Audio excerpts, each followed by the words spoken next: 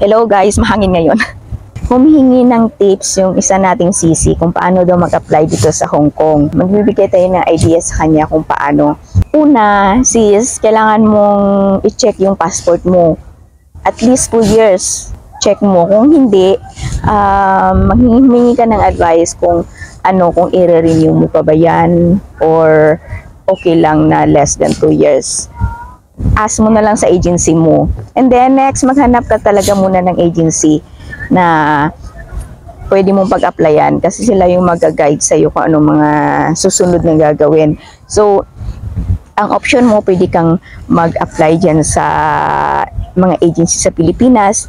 Okay lang naman kasi mababa na ngayon yung gastos. Hindi tulad noon na wala kang 100,000, hindi ka makakapunta dito kasi may placement fee pa noon. So ngayon, kahit first time ka or ex-abroad ka, mas mababa yung ex-abroad na gastos. Kung first time ka, hindi kalakihan yung gastos. Affordable na ngayon pumunta dito.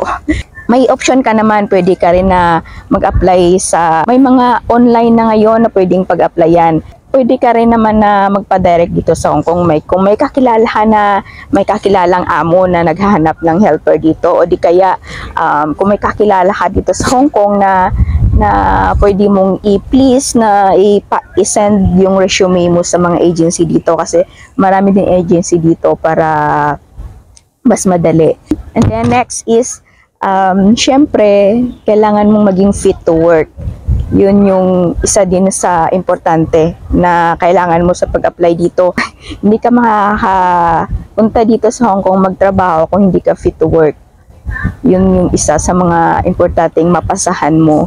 And then, to follow na yung ibang mga requirements. Ika-guide kaya ng agency kung ano yung mga ibang gagawin sa pag-apply dito. Yun na yung pinaka-importante talaga na yung passport mo, yung agency, at saka fit to work ka. Yun lang guys. Thank you for watching.